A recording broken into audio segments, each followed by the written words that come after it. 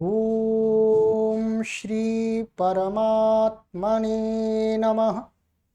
ओम श्री गुरुभ्यो नमः। ओम श्री ऋषिभ्यो नमः। ओम सहना भवतु सहनौ भुनक्तु सह वीर्यं करवावहै तेजस्विनावधीतमस्तु मा विद्विषावहै। ओम शांति शांति शांति। सर्वेभ्यो नमः। देववाणी संस्कृतं यूट्यूब चलदृश्यं प्रति भवतां भवतीनां च हार्दं स्वागतम्। मित्रों, अष्टाध्यायी भाष्य प्रथमावृत्ति पंचमः अध्यायः चतुर्थः पादः कक्षा संख्या 51 51वीं कक्षा को आज पढ़ेंगे। ठीक है, चलिएगा पुस्तक को ओपन कर लीजिएगा। गत कक्षा में मैंने आपको यहां तक पढ़ा दिया था। अषडक्षाशितं ग्वलं कर्मालं पुरुषाद्युत्तर पदात् खः, यहां तक पढ़ लिया था। ठीक है, अब है हमारा आगे का सूत्र है सूत्र संख्या 5, 4, 8।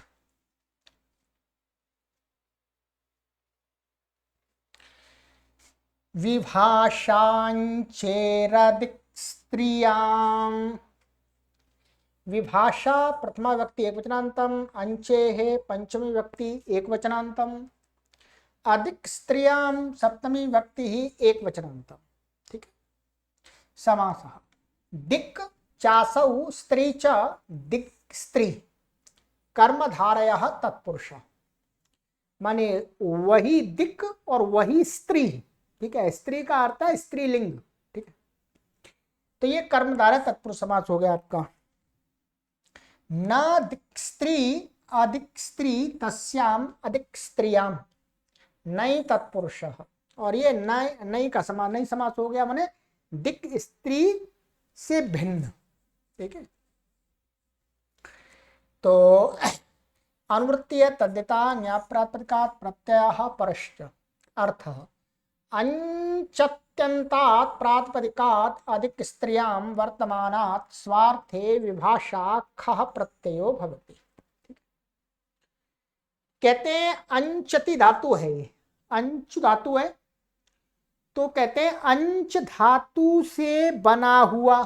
ठीक है, माने अंच, अंच पूर्व में क्या है, अंच धातु से क्विन आदि प्रत्यय होकर के उपसर्ग पूर्व में रहते हुए पर शब्द बनते हैं, प्राक आदि बनते हैं। ठीक है, तो कहते हैं अंच धातु से, अंच धातु अंत वाला जो प्रातिपदिक, प्रातिपदिक बनेगा जब धातु से प्रत्यय हो जाएगा कृत, और क्या है अधिक स्त्रियां वर्तमानात्।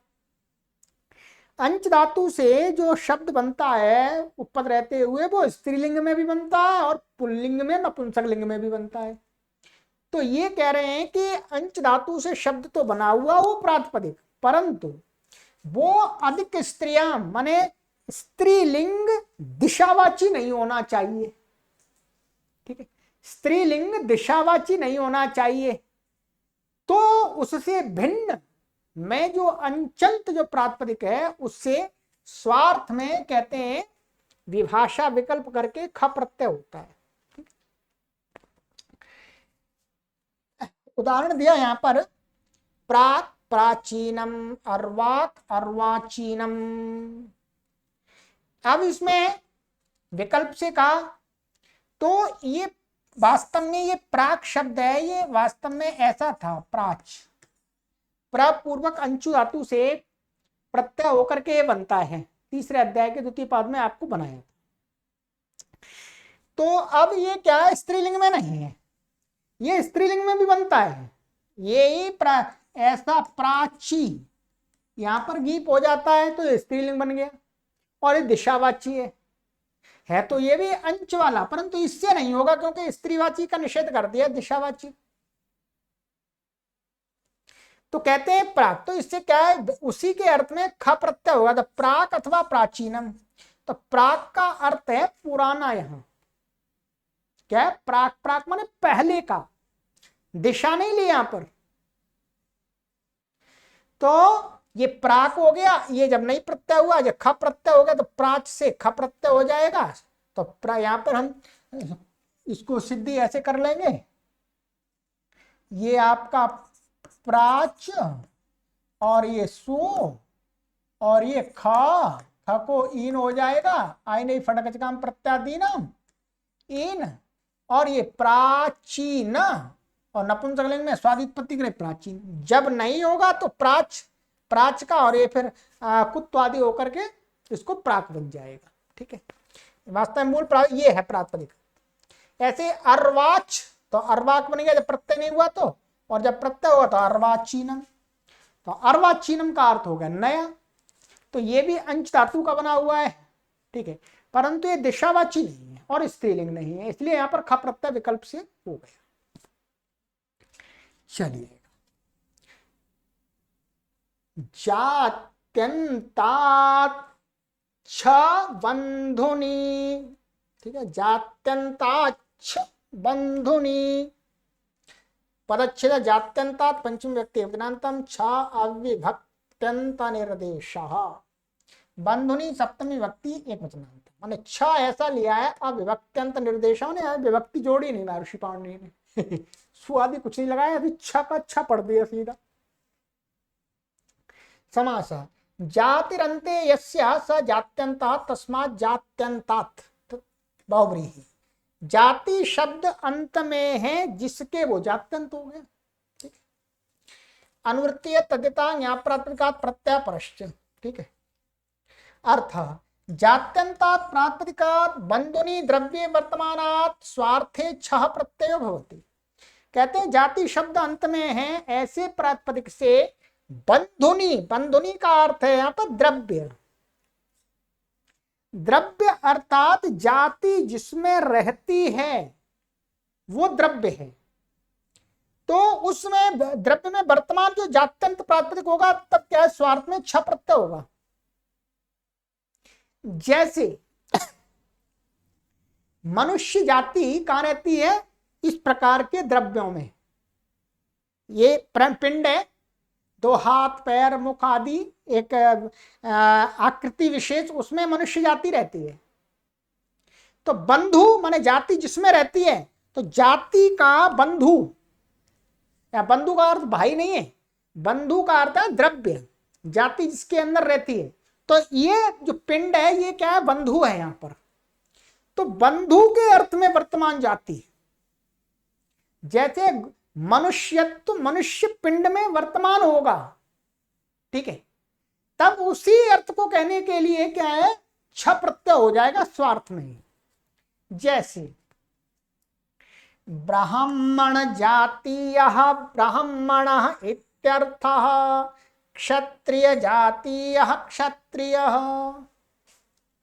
अब देखिएगा, एक तो ये हो गया क्षत्रिय जाति, क्या हुआ, क्षत्रिय जाति, क्षत्रिय की जाति, क्षत्रिय की जाति का अर्थ होगा क्षत्रियत्व। क्या, मनुष्य की जाति क्या, मनुष्यत्व। गो की जाति क्या है, गोत्व। ठीक है, तो कहते हैं यहां पर ये क्षत्रिय जाति, क्षत्रियत्व में ना होकर के क्षत्रिय जो व्यक्ति हैं उनको कह रहा है, उस अर्थ में वर्तमान है। तो उसी अर्थ को बताने के लिए कि क्षत्रिय जाति शब्द यहां क्षत्रिय मनुष्यों के लिए है, क्षत्रियत्व के लिए नहीं है।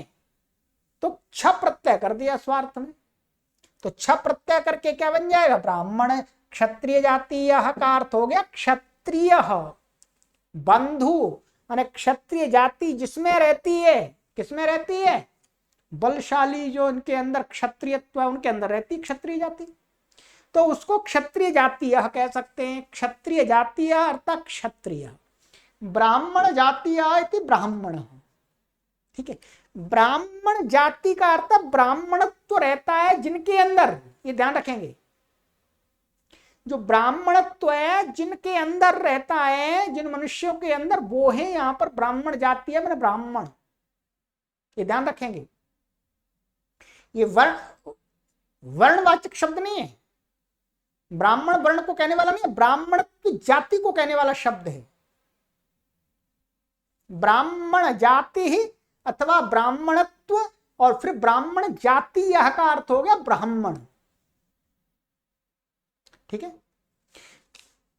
तो ब्राह्मण जाति शब्द है, तो ब्राह्मण जाति और छ प्रत्यय हो जाएगा, और आईने फटकम प्रत्यय नाम से ई आदेश होकर के ऐसे तीजे से जाति के इकार का लोप हो जाएगा, ब्राह्मण जाति बन जाए, क्षत्रिय जाति बन जाए। अब उसी बात को बता रहे हैं, जाति का अर्थ क्या होता है, क्या वो जाति नहीं, बंधु का अर्थ बता रहे हैं। जाति रस्मिन बध्यते व्यज्यते तद बंधु द्रव्यम इति यावत्, ठीक है। कहते हैं जाति ही, जाति जिसमें बध्यते, बध्यते माने रहती है, व्यज्यते, व्यज्यते का अर्थ है जहां पर जाति प्रकट होती है। गोत्व जाति कहां पर प्रकट होती है, गो के अंदर। मनुष्यत्व, मनुष्य जाति कहां पर प्रकट होती है, मनुष्य के अंदर। इसलिए जहां पर प्रकट होती है, व्यज्यते का अर्थ होता है प्रकट होती है, प्रकाशित होती है, माने जहां जानी जाती है, जहां पर उसकी प्रतीति होती है, अथवा जहां रहती है। बद्धते का अर्थ जहां बंधी रहती है। मनुष्य जातु इस प्रकार के पिंडों में बंधी हुई है, अर्थात संबंधित है, तो उसको कहा तद बंधु, वो बंधु शब्द है यहां पर। बंधु का अर्थ भाई नहीं है, ठीक है। तो द्रव्यम, बंधु का अर्थ द्रव्यम इति यावत्, द्रव्य अर्थ है। कह रहे द्वयोर विभाषयोर मध्य यम विधि रीति कृत्वा नित्यो भवति। कहते हैं दो विभाषाओं के बीच में, एक आगे सूत्र आ रहा है उसमें भी विभाषा पड़ा हुआ है, इससे पहले वाला सूत्र भी था उसमें भी विभाषा था, तो नीचे भी विभाषा ऊपर भी विभाषा। तो कहते हैं इस कारण से ये सूत्र क्या है, नित्य विधि कर रहा है, ये नित्य प्रत्यय कर रहा है। तो क्या है, कृत्वा माने अयम विधि, माने ये विधि क्या है, इति माने कृत्वा करके नित्यो भवति, ये नित्य है, माने ये प्रत्यय नित्य होगा, ध्यान रखेंगे, ठीक है। तो ब्राह्मण जाति शब्द जब ब्राह्मण को कहा या कहेगा तो उससे छ प्रत्यय नित्य ही होगा, ये ध्यान रखेंगे। अब मैं आपको और बता देता हूं, ये वक्ता की विवक्षा के ऊपर निर्भर करता है। देखिएगा, ब्राह्मण जाति ही, और दो शब्द ले लिए, ब्राह्मण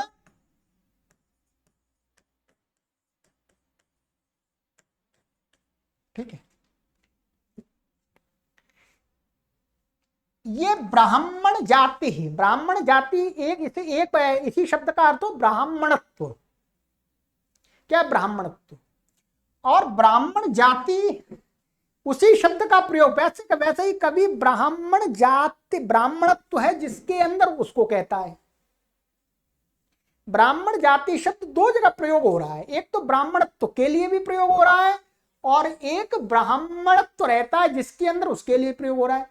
तो जब ब्राह्मणत्व इसके अंदर रहता है तब ब्राह्मण जाति शब्द प्रयोग हो रहा होगा, तो उसको ब्राह्मण जाति शब्द के लिए का प्रयोग नहीं करेंगे, उससे छ प्रत्यय ला करके ही प्रयोग होगा। बस इतना इनका कहना है, ठीक है। चलिएगा, बाकी इसमें सिद्धि में कोई विशेष नहीं है।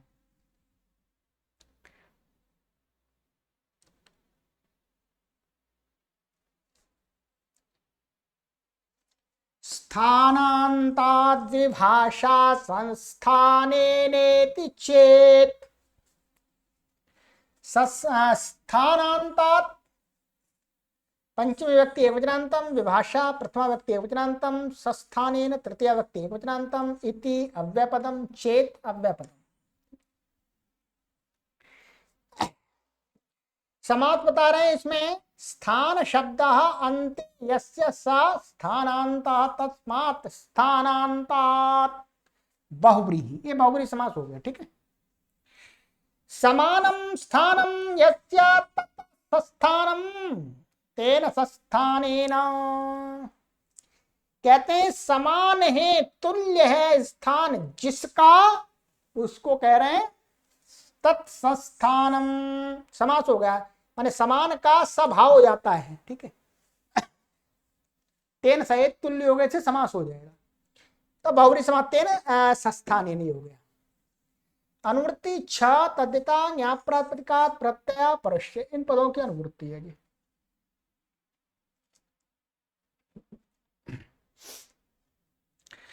अर्थ स्थानांतात् प्रातिपदिकात् छः प्रत्ययो विभाषा भवति सस्थानेन तुल्येन चेत स्थानांतम अर्थवत् भवति।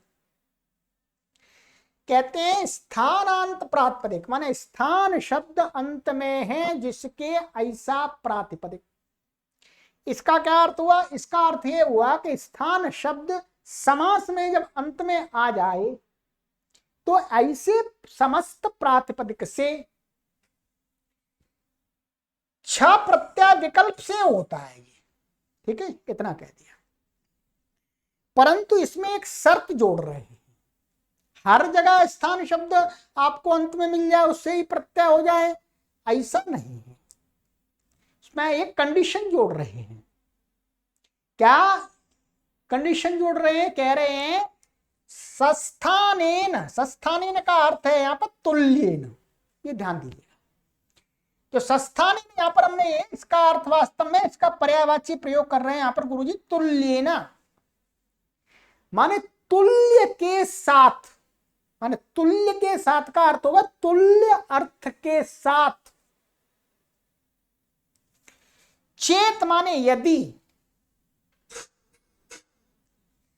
स्थानांतम अर्थवत् भवति, जो स्थानांत शब्द है, क्या जो हमने यहां पर स्थानांत शब्द लिया था, वो जो स्थानांत शब्द है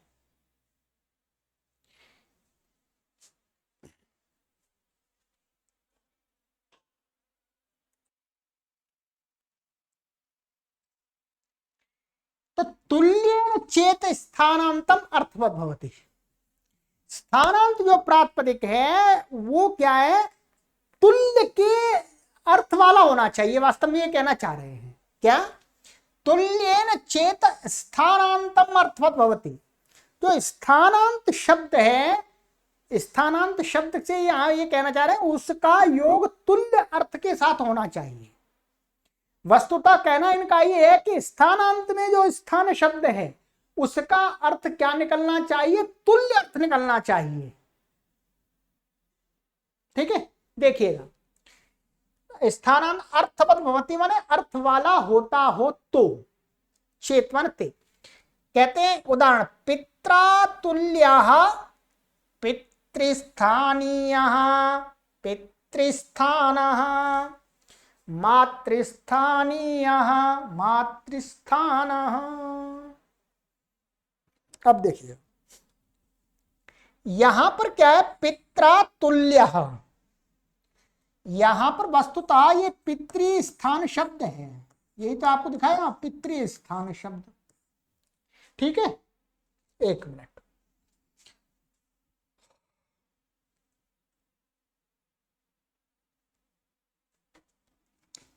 ये पितृस्थान शब्द है मूल।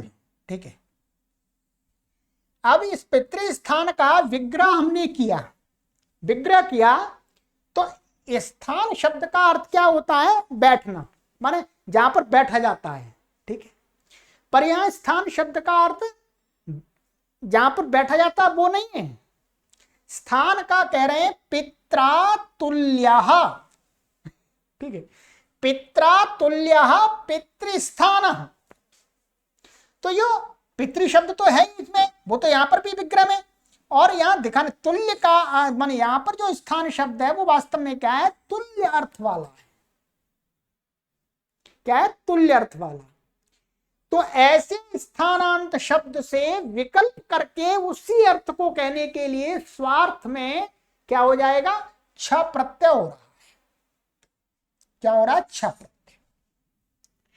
तो पितृस्थानीय अथवा पितृस्थान, पिता के समान स्थान वाला व्यक्ति का अर्थ हो गया जिस प्रकार से एक पुत्र के प्रति एक पिता का जो कर्तव्य होता है, पिता का जो स्थान होता है एक पुत्र के प्रति, वैसा ही उस पुत्र के प्रति कोई दूसरा व्यक्ति स्थान रखता है, कर्तव्य का निर्वहन करता है, तो उस व्यक्ति को कहेंगे भाई ये मेरे पिता के तुल्य हैं। जैसे मेरे पिता हैं वैसे ही ये भी पिता के तुल्य हैं। वास्तव में पिता तो नहीं हो सकते पर पिता के तुल्य हैं, तो उसको कहने के लिए पितृस्थानीय पितृस्थान का अर्थ हो गया पिता के तुल्य कोई व्यक्ति। मातृस्थानीय मातृस्थान, ये माता के समान स्थान वाला कोई व्यक्ति है। जैसे माता पुत्र के प्रति जो कर्तव्य का निर्वहन करती है वैसे ये व्यक्ति करते हैं, तो ये मातृस्थानीय हो गए, माता के तुल्य। तो उस व्यक्ति को कहने के लिए हो रहा है। ठीक है, ये समझने में थोड़ी कठिनाई आती है लोगों को। सस्थानेन, तो सस्थानेन का अर्थ यहां पर सीधा आपको समझा दिया गया है तुल्येन। और तुल्यन का संबंध किसके साथ है, तुल्यन कहते हैं कि जो इसमें स्थान शब्द है, स्थानांत में जो स्थान शब्द है वो तुल्य अर्थ का वाचक होना चाहिए, अन्य अर्थ का वाचक नहीं होना चाहिए, तब विकल्प से प्रत्यय होगा स्वार्थ में। ठीक है, तो यहां पर अच्छा हो गया है। तब इसमें पितृ स्थान सु और छ हो जाएगा, पितृस्थानी बन जाएगा। ऐसे नहीं होगा तो ये बन जाएगा, ऐसे मातृस्थान मातृस्थान। अब यहां पर क्या है देखिएगा, इसको भी बता देता हूं मैं आपको। ये पितृस्थान शब्द बनाएंगे तो इसका विग्रह ऐसे करेंगे, पितुहु एव स्थानम यस्य सः पितृस्थानम पितृस्थानः। ये इसका विग्रह होगा, मतलब समास होगा इस प्रकार से।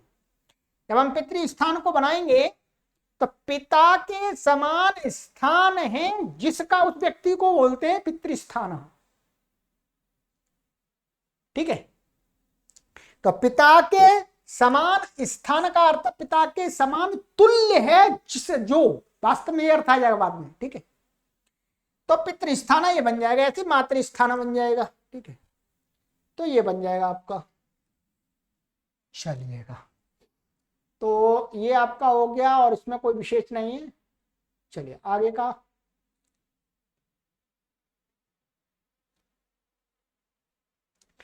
किमेतिं व्यायघादां द्रव्य प्रकर्षे, किमेतिं व्याघादा घात पंचमी व्यक्ति एकवचनान्तम आमु लुप्त प्रथमांत निर्देश अद्रव्य प्रकर्षे सप्तमी व्यक्ति एकवचनान्तम समास। किम च एत च तिं च अव्ययं च किमेतिं व्यायानि और तेभ्यो विहितो यो घाः किमेतिं व्यायाघाः तस्मात् किमेतिं व्याघात्। तो ये तो पहले वाला जो समास हो गया, ये तो हो गया आपका इतरेत्तर योग द्वंद्व। और फिर हो गया ये आपका तेभ्यो विहितो यो घाः। तो 10वां द्वंद्व गर्भ षष्ठी तत्पुरुष दिखाया है। ठीक है, तो यहां पर वास्तव में ऐसा करना चाहिए, किमेतिं व्यायानाम घः, ये विग्रह के लिए दिखा दिया। तेभ्यो विहिता घः, तेभ्य बदो ने इन शब्दों से संबंधित जो घ, घ संज्ञा है दो प्रत्ययों की, तरप तमपऊ घ, तरप और तमप प्रत्ययों की संज्ञा है, ये पता है आपको, ठीक है। तो यहां वास्तव में ये तेभ्यो आपको दिख रहा है, वास्तव में ये अर्थ के लिए बता दिया, वास्तव में षष्ठी का विग्रह होगा। किमे तिंग व्यय व्यया नाम घ, किमे तिंग व्यय घ, तस्मात ऐसा हो जाए, ठीक है। तो द्वंद्व गर्भ षष्ठी तत्व समास। अद्रव्य इत्यत्र नहीं तत्पुरुष, न द्रव्य, हाँ तो ऐसा द्रव्यस्य प्रकर्षः द्रव्य प्रकर्षः और न द्रव्य प्रकर्ष अद्रव्य प्रकर्ष तस्मिन् अद्रव्य प्रकर्षे। तो पहले द्रव्य प्रकर्ष का षष्ठी कर लेंगे और फिर द्रव्य प्रकर्ष के साथ में नहीं कर देंगे। तो नहीं का दिखा दिया, षष्ठी इन्होंने नहीं दिखाया, वो मैंने अपनी तरफ से आपको बता दिया। अनुवृत्ति तद्दिता न्याप्रात्मकात् प्रत्यय परश्च, अर्थ किम एकारान्तात् तिङन्तात् अव्ययेभ्यश्च विहितो यो घस्तदन्तात् प्रातिपदिकात् अद्रव्य प्रकर्ष आमु प्रत्ययो भवति। सरल है।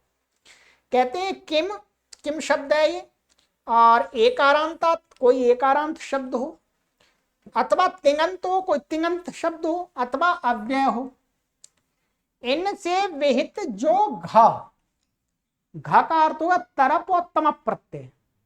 तरप और तम प्रत्यय कहां पर कहे, अतिशायने तमविष्ठनऊ, हाँ द्विवचन विभज्योपपदे तरवीय सुनऊ, तो पढ़ लिया हमने तीसरे पाद में। तो ऐसा जो घा फिर उससे उससे क्या हो जाएगा, अद्रव्य प्रकर्षे, माने द्रव्य की प्रकर्षा प्रकर्षता, द्रव्य की श्रेष्ठता न बताई जा रही हो, क्रिया आदि की श्रेष्ठता बताई जा रही हो, या भाव की श्रेष्ठता बताई जा रही हो, तो कहते हैं आमु प्रत्ययो भवति, आमु प्रत्यय हो जाता है, आमु में ऊ की संज्ञा हो जाती है, आम बचता है, और ये अव्यय होता है, ठीक है। क्या है, स्वराद निपातम अव्यय, वहां पर क्या है, ये तदितश्चा सर्वव्यक्ति से क्या है, अव्यय संज्ञा होती है इसकी। चलिएगा उदाहरण दे रहे हैं यहां पर, ये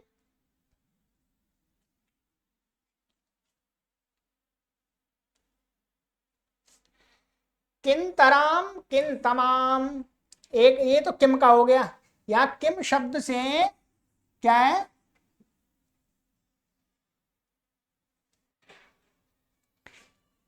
तरप तरप प्रत्यय हो गया है, ठीक है। ये तरप हो गया आपका, और तरफ से फिर इसी से क्या है, तरफ सु आ जाएगा, स्वार्थ में इससे आम आमु प्रत्यय हो जाएगा, ये संज्ञा, इसका लुक, और यस्येति जैसे आकार का लोप, किन ताराम, और फिर ये सु आ जाएगा, उसका अव्यय संज्ञा हो जाएगी इसकी, और अव्यय दाप सुबह से सु का लुक हो जाएगा, तो किन तराम बन जाएगा। ये किम तमाम, ये तम प्रत्यय हो गया। एकारांता, एकारांत वाला, तो पूर्वाहणे तराम, पूर्वाहणे तमाम, यहां पर भी तरप और तमप हो गया, ये एकारांत है, ठीक है। तिङंत से पचती तराम, पचती तमाम, ये मैंने आपको पहले ही बता दिया था जब वो पढ़ाए थे वहां उदाहरण तिङश्च पे, वहां पर आपको सिद्धि करा दी थी। और अव्ययों से उच्चैस्तराम, उच्चैस्तमाम। आप ध्यान दीजिएगा, यहां पर उच्चैस्तराम का अर्थ है सबसे उच्चता, सबसे ऊंचा भाव, ये इसका अर्थ है, ठीक है। सबसे हमारे सबसे ऊंचाई, यदि कहेंगे सबसे ऊंचा पहाड़, तो वो द्रव्य की प्रकर्षता हो जाएगी, फिर प्रत्यय नहीं होगा।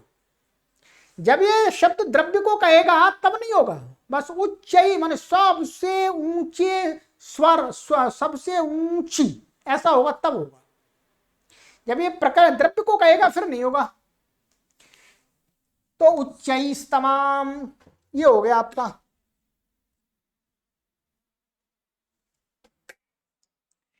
अब इसमें सिद्धियों में कुछ विशेष नहीं है, ठीक है, फिर भी मैं आपको बता देता हूं। यहां पर मैंने आपके लिए पीडीएफ बना दिया है। प्राहणे तमाम, ये है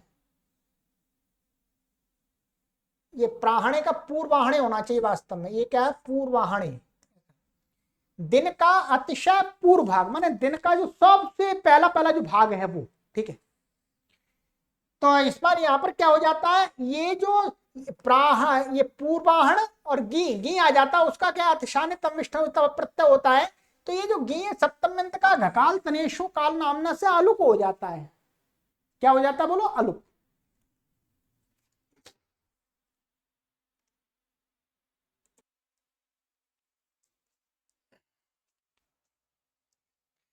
तो इसका इस प्रकार से समझ लेना है।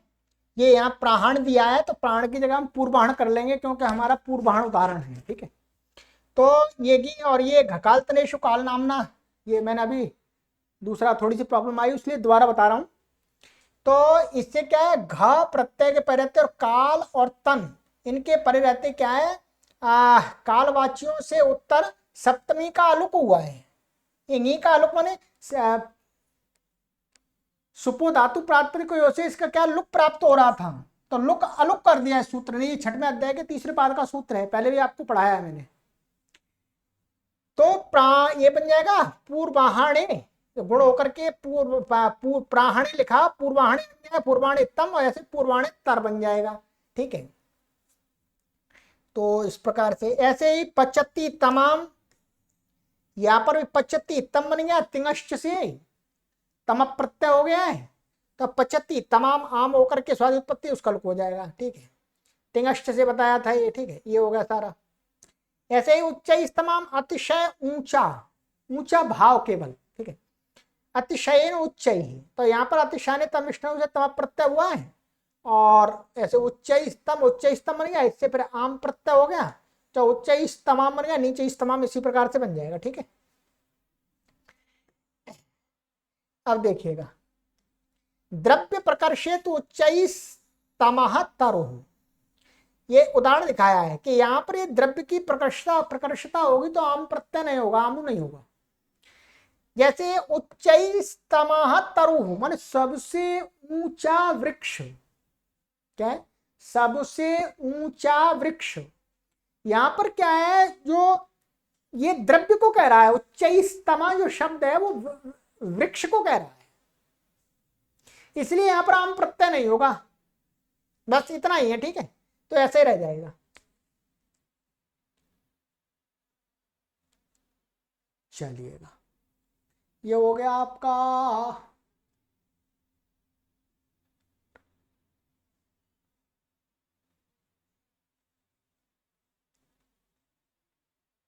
और तो इसमें कोई सिद्धि नहीं है ऐसी, ठीक है।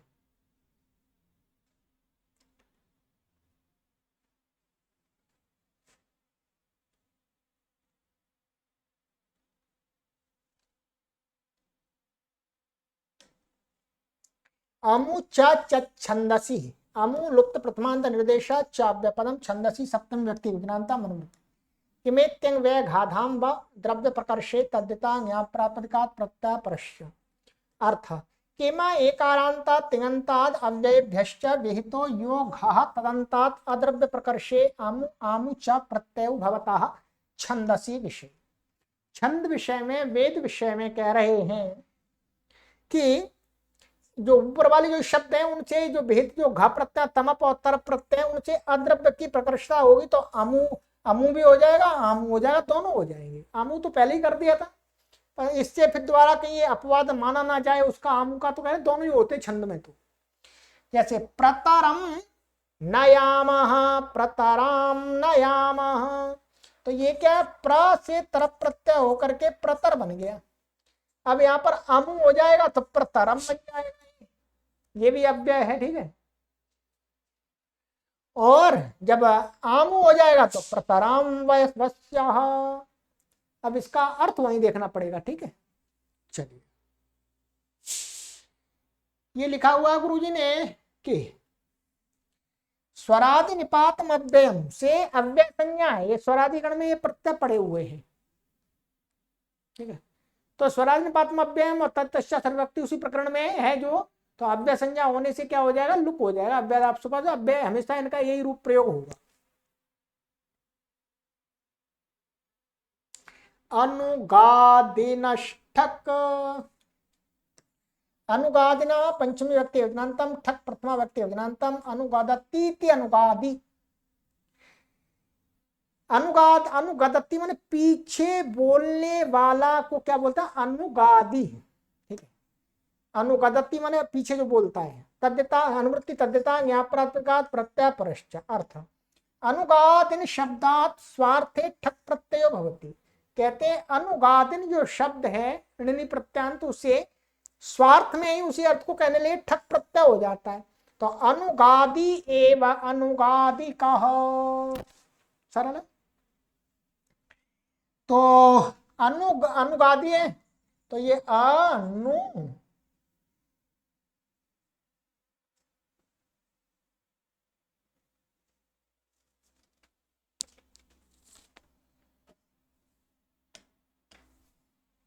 यहां देख लीजिएगा इसको, ये अनुगादिन ऐसा प्रातिपदिक है। ठीक है, और ये अनुगादिन और सु और ये ठक हो गया आपका। ठीक है, ठक को इकादि होकर के और नस तद्धिते से क्या है? टीका लोप हो जाएगा। ठीक है, टीका लोप हो जाएगा तो अनुगा और आदि एच को वृद्धि हो जाएगी कितीच से, और ठको इक हो जाएगा ये, तो अनुगादिकः बन जाए। अब वो अनुगादिकः क्या हो जाए? अनुगादिकः। तो अनुगादि का अर्थ है वही, अनुगादिका माने पीछे बोलने वाला, अनुगादिका का पीछे बोलने। ठीक है, चलिए तो आज की कक्षा में इतना ही करते हैं। ठीक है, फिर ये आगे का सूत्र है, ये वैसे पढ़ा दिया है परंतु ये यहां पर आया था ये वाला सूत्र, कर्म व्यतिहारेण च स्त्रियां। फिर भी मैं आपको सिद्धि दिखा दूंगा व्यावक्रोशी व्यावहासी आदि की, तो अब आगे की कक्षा में पढ़ेंगे। ठीक है, चलिए अधिक से अधिक लोगों तक इन कक्षाओं को शेयर करके पहुंचाइएगा। इसी अपेक्षा के साथ में, इसी आशा के साथ में हम यहाँ पर कठोर परिश्रम कर रहे हैं एक अच्छी व्यवस्था को बना करके। तो उस परिश्रम का लाभ संस्कृत भाषा के प्रचार प्रसार के लिए अधिक से अधिक हो जाए, तदर्थ आपका भी थोड़ा सा प्रयत्न होना चाहिए। चलिए, सर्वेभ्यो नमः।